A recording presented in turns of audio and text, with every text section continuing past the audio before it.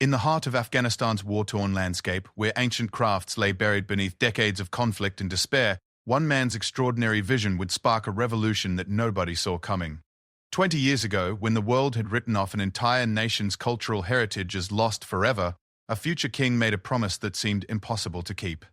Today, as King Charles III stands before a breathtaking exhibition showcasing masterpieces that were once thought extinct, his eyes reflect not just pride, but the profound realization that sometimes the most beautiful transformations emerge from the darkest places. This is not just a story about preserving tradition.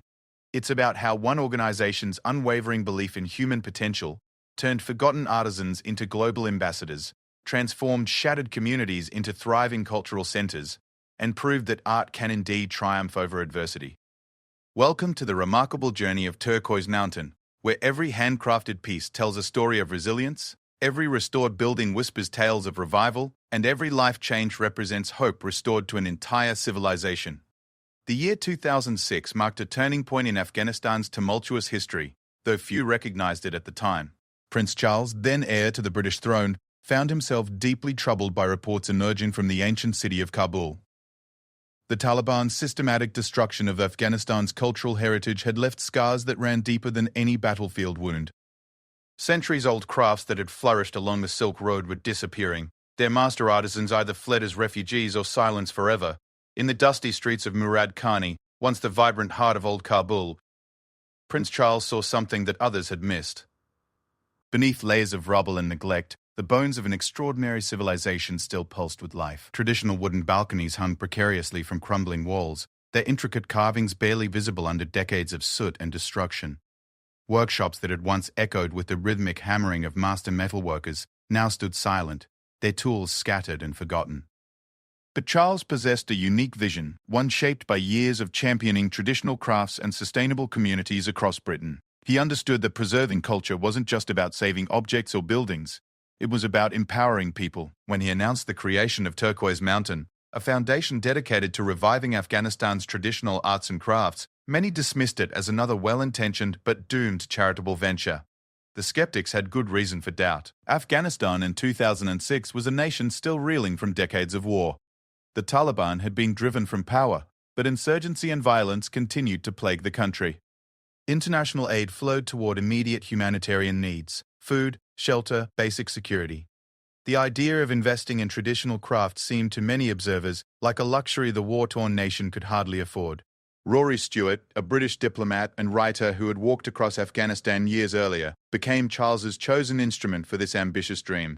Stewart understood Afghanistan in ways that few foreigners could claim. His appointment as executive chairman of Turquoise Mountain surprised many. That Charles had recognized in Stewart a rare combination of cultural sensitivity, practical experience, and unwavering determination. The initial challenges seemed insurmountable. Finding master craftsmen proved more difficult than anyone had anticipated. Many of the old masters had died during the wars, taking their knowledge with them. Others had fled to Pakistan or Iran, where they struggled to maintain their traditions in refugee camps. Those who remained in Afghanistan were often reluctant to emerge from hiding, fearful that the new political climate might shift again without warning. Stewart and his small team began their work in Murad Khani with careful, patient steps. They started by simply listening to the elderly residents who remembered the neighborhood's former glory, to the young people who had never known it as anything but ruins, to the craftsmen who spoke in whispers about techniques they feared to practice openly. The first breakthrough came when they discovered Aziz, an elderly woodworker who had been secretly maintaining his craft in a hidden basement workshop. For 5 years, he had continued carving intricate geometric patterns into cedar and walnut, producing pieces he could never sell, driven by a love for his art that transcended economic necessity. When Stewart found him, Aziz wept openly, believing his life's work would die with him. Word spread slowly through Kabul's craftsman community. Turquoise Mountain wasn't just another foreign organization making promises. They were offering something unprecedented. A chance to practice traditional crafts openly, with pride and with compensation that recognized the true value of their skills. More importantly, they were promising to find markets for these crafts, to show the world that Afghan artisans could create beauty that rivaled anything produced anywhere else. The foundation's first workshop opened in a partially restored building in Murad Khani. 6 craftsmen agreed to participate in the experimental program: 3 woodworkers, 2 metalworkers, and 1 calligrapher. Their nervousness was palpable. After years of hiding their skills, working in the open felt dangerously exposed. But Charles had insisted on one non-negotiable principle from the beginning: authenticity. Turquoise Mountain would not create simplified versions of traditional crafts for tourist markets. They would not compromise quality for quick profits. Every piece produced would meet the standards that had made Afghan craftsmanship legendary along the Silk Road centuries earlier. This commitment to excellence created immediate challenges. Traditional Afghan crafts required materials that were difficult or expensive to obtain. The intricate inlay work that characterized the finest Afghan woodworking demanded mother-of-pearl brass and exotic woods. The country's infrastructure made importing these materials a logistical nightmare. Stuart's team developed creative solutions. They established relationships with suppliers across the region, creating supply chains that could operate despite Afghanistan's unstable security situation. They worked with local businessmen who understood how to navigate the complex tribal and political networks that controlled trade routes. The first pieces produced by Turquoise Mountain's workshops exceeded everyone's expectations. A cedar jewelry box inlaid with brass and mother-of-pearl patterns took master craftsman Ahmed 6 weeks to complete. When Stuart photographed the finished piece and sent images to London, the response was immediate and overwhelming.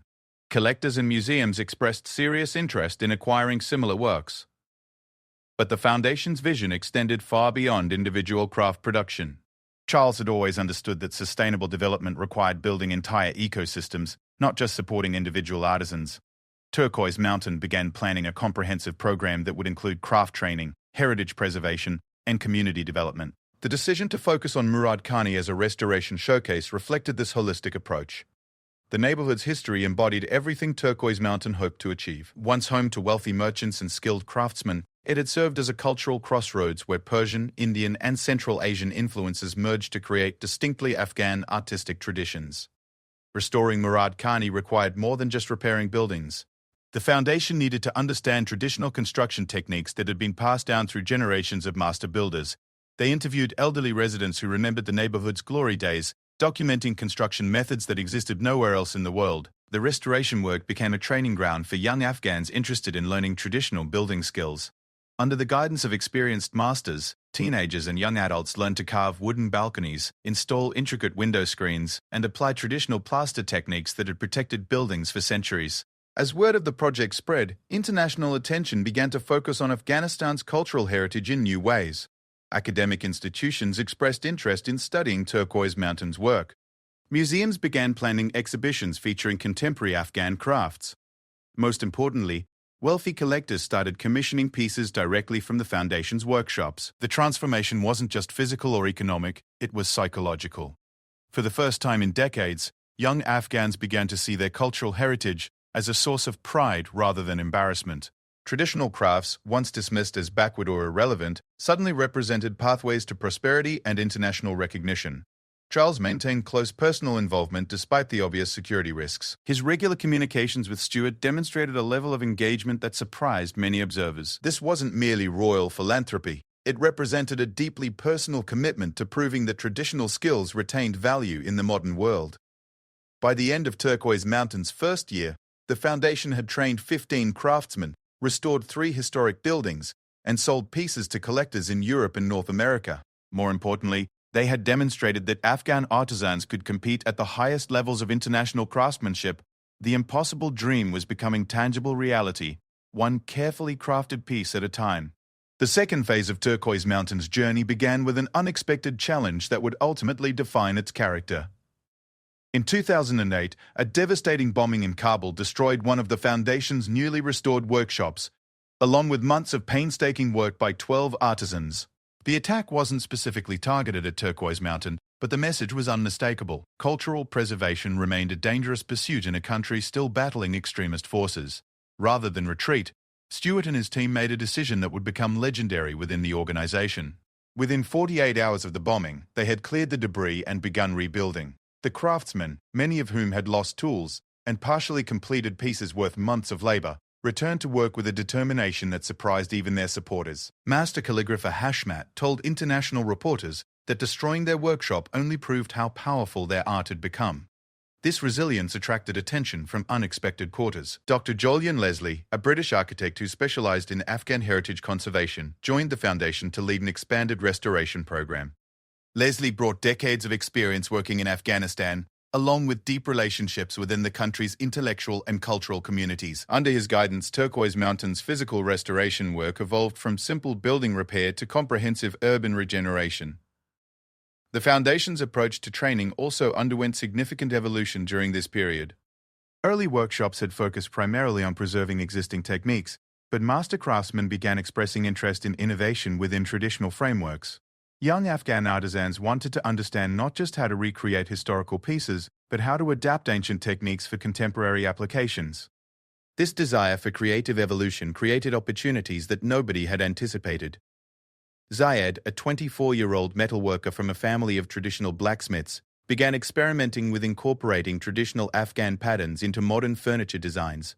His coffee table, featuring intricate brass inlay work on a contemporary wooden frame, caught the attention of interior designers in London and New York. Orders began flowing in from clients who appreciated the combination of traditional craftsmanship with modern functionality. The success of these hybrid pieces opened entirely new markets for Afghan artisans. Rather than competing solely with museum-quality antiques or tourist souvenirs, they could offer contemporary consumers beautifully crafted items that serve practical purposes while maintaining cultural authenticity. High-end hotels began commissioning custom furniture pieces. Wealthy homeowners sought unique decorative objects that combined traditional beauty with modern utility. But perhaps the most significant development during this period was Turquoise Mountain's expansion beyond craft production into education. Charles had always envisioned the Foundation as more than a workshop. He wanted it to become a center of learning that could train new generations of Afghan craftsmen and scholars. In 2009, the Turquoise Mountain Institute officially opened its doors in a beautifully restored traditional building in Murad Khani. The institute represented something unprecedented in Afghanistan's modern history, a school dedicated entirely to traditional arts and heritage preservation. Students could enroll in programs ranging from basic craft skills to advanced design theory. More importantly, the curriculum included business training, helping young artisans understand how to market their work, manage finances, and build sustainable careers. The student body reflected Afghanistan's complex social dynamics. Young men from traditional craftsman families studied alongside university graduates seeking alternative career paths. Women, previously excluded from most craft traditions, began learning skills that had been passed exclusively from father to son for centuries. This gender integration required careful negotiation with conservative community leaders, but the economic benefits proved too compelling to ignore. Fahima, one of the Institute's first female students, became a symbol of Turquoise Mountain's transformative potential. Coming from a family of weavers, she had always helped with textile work but never received formal training. At the Institute, she mastered traditional embroidery techniques that had been nearly lost during the war years. Her graduation piece, a silk panel featuring complex geometric patterns, sold to a collector in Switzerland for more than her father earned in 2 years of farming. The international market for Afghan crafts continued expanding throughout this period, driven partly by guilt over the country's suffering and partly by genuine appreciation for the quality of work being produced. Major museums began acquiring contemporary pieces for their permanent collections, legitimizing Afghan crafts as serious art rather than mere curiosities. The Victoria and Albert Museum in London purchased several pieces for its Islamic art collection. The Smithsonian expressed interest in organizing a major exhibition. This institutional recognition created pressure for increased production, but Stewart insisted on maintaining strict quality standards. Rather than scaling up individual workshops, Turquoise Mountain began establishing satellite programs in other Afghan cities. Each location focused on regional specialties: glass blowing in Herat, pottery in Bamiyan, carpet weaving in bulk. This distributed approach helped preserve local variations in traditional techniques while building a national network of skilled artisans. The Foundation's success also attracted imitators and critics.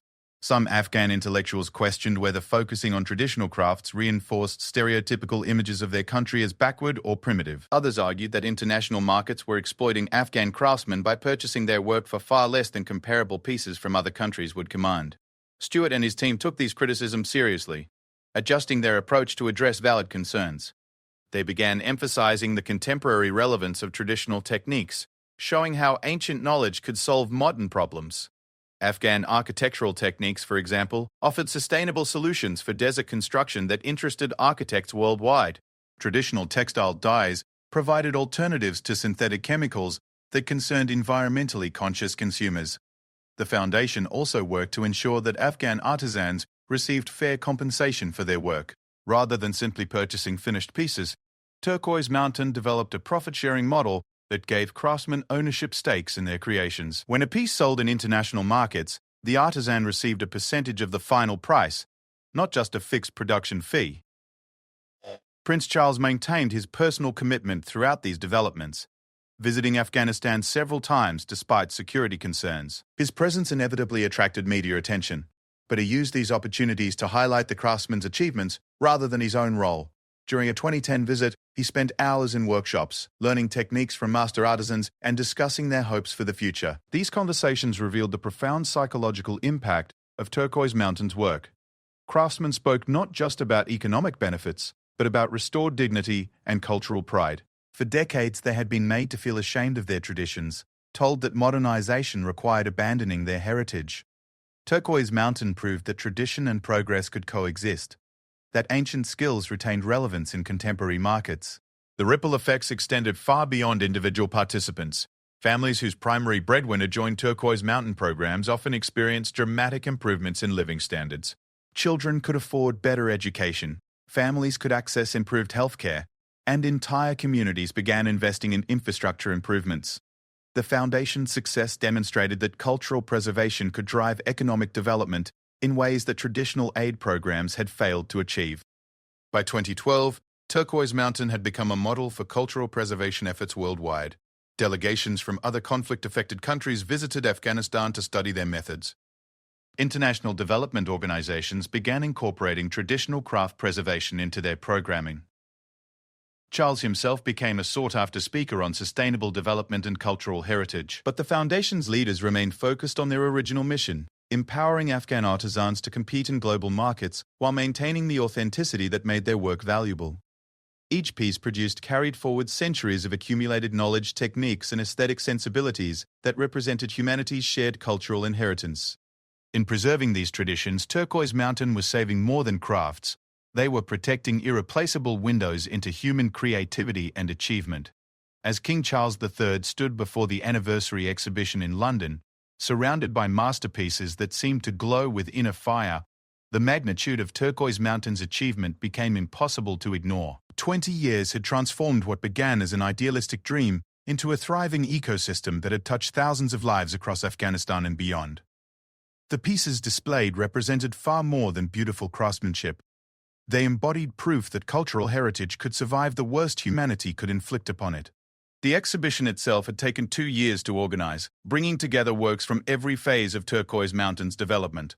Early pieces, created by nervous craftsmen in makeshift workshops, hung alongside contemporary works that pushed traditional boundaries while maintaining absolute fidelity to centuries-old techniques. The contrast illustrated not just artistic evolution, but the growing confidence of artisans, who had reclaimed their rightful place in Afghanistan's cultural landscape. Visitors moved through the galleries with obvious amazement. A jewelry box that required 8 months of painstaking inlay work drew crowds who struggled to comprehend the patience and skill required for its creation. A contemporary chair that seamlessly blended traditional woodworking with modern design principles challenged preconceptions about the relationship between heritage and innovation. Most powerful of all, a series of calligraphy panels created by graduates of the Turquoise Mountain Institute demonstrated how ancient Arabic scripts could convey contemporary Afghan poetry with breathtaking beauty. The numbers told their own story of transformation. From 6 nervous craftsmen in a single workshop, Turquoise Mountain had grown to support more than 1,500 artisans across multiple locations.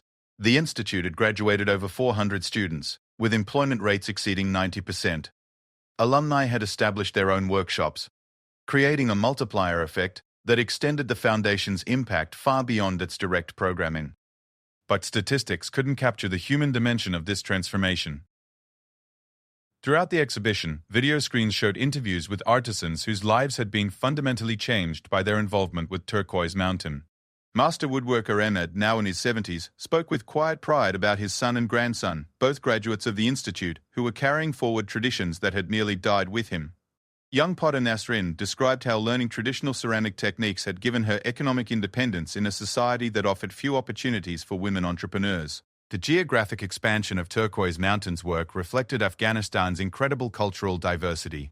Each regional program had developed its own character, shaped by local traditions and market opportunities. The glass-blowing workshop in Herat had become famous for its contemporary interpretations of traditional Persian designs. Carpet weavers in northern Afghanistan had developed new patterns that honored ancient techniques while appealing to modern tastes. Even in remote areas affected by ongoing conflict, small groups of craftsmen continued their work, maintaining cultural connections that transcended political boundaries. International recognition had grown steadily throughout the Foundation's second decade. Major museums regularly acquired pieces for their permanent collections. Luxury retailers in London, Paris, and New York featured Afghan crafts alongside work from established artisan traditions worldwide. Most significantly, Afghan craftsmen had begun receiving individual recognition for their achievements, with several winning prestigious international awards for excellence in traditional arts. This recognition carried profound political implications. For too long, Afghanistan had been defined primarily by its conflicts and tragedies. Turquoise Mountain offered an alternative narrative that emphasized the country's contributions to human civilization. When international media covered Afghan craft exhibitions, they focused on creativity, skill, and cultural richness rather than destruction and despair. This shift in narrative helped Afghan people see their country through different eyes, recognizing sources of pride that had been overshadowed by decades of warfare. The Foundation's influence on Afghan education extended far beyond its own programs.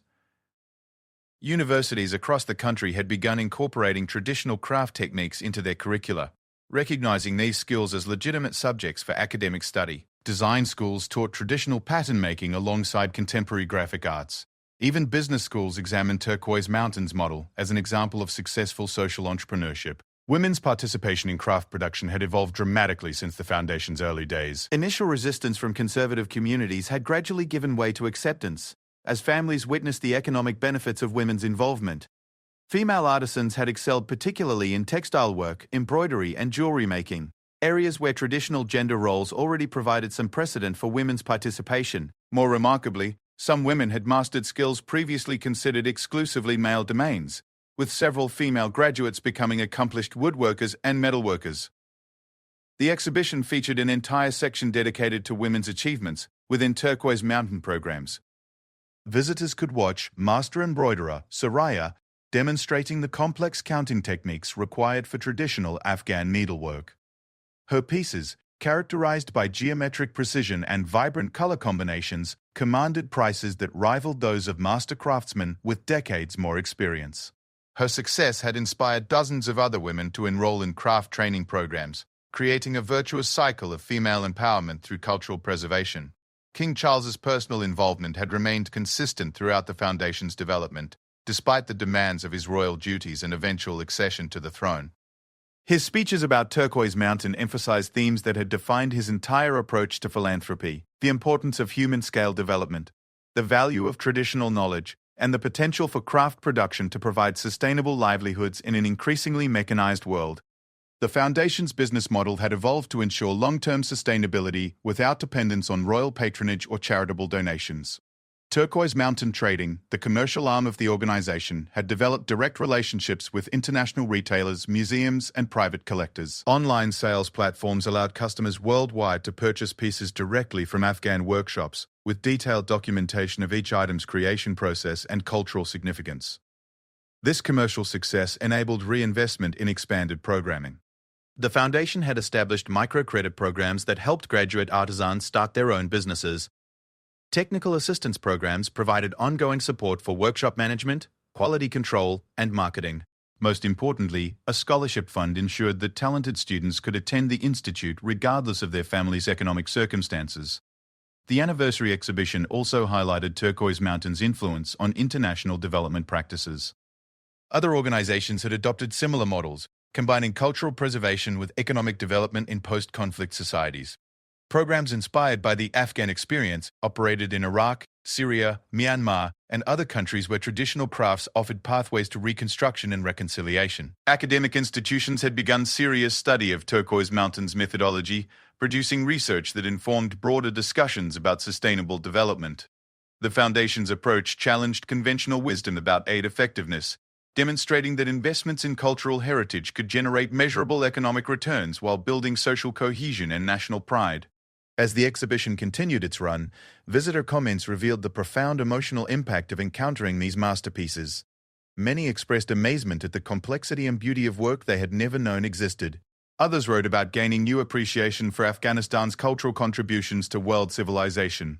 Most powerful were comments from Afghan diaspora communities, who found in these pieces connections to homelands they had been forced to leave. The anniversary celebration represented more than institutional success. It embodied hope for Afghanistan's future. Despite ongoing political instability and security challenges, the country possessed human resources capable of creating beauty that spoke to universal human values. Young Afghans could see in Turquoise Mountains graduates examples of how traditional knowledge could provide foundation for prosperous, dignified careers. As King Charles concluded his remarks at the exhibition opening, he returned to themes that had motivated his original vision 20 years earlier. Traditional crafts represented more than economic opportunities. They embodied continuity with the past, creativity in the present, and hope for the future. In preserving and revitalizing Afghan artistic traditions, Turquoise Mountain had proven that culture could indeed triumph over chaos, that beauty could emerge from the darkest circumstances, and that human creativity possessed power to heal wounds that politics alone could never address. The legacy of these 20 years extended far beyond the beautiful objects displayed in London galleries. Thousands of families had escaped poverty through craft production. Ancient skills had been preserved for future generations. Afghanistan's image in international consciousness had been enriched by recognition of its cultural achievements. Most importantly, young Afghans had discovered that their heritage offered sources of strength and pride that no external force could destroy. Standing before these masterpieces, visitors understood they were witnessing something remarkable. Proof that some human achievements transcend the circumstances of their creation, that beauty possesses its own power to inspire and transform, and that sometimes the most profound revolutions happen one carefully crafted piece at a time.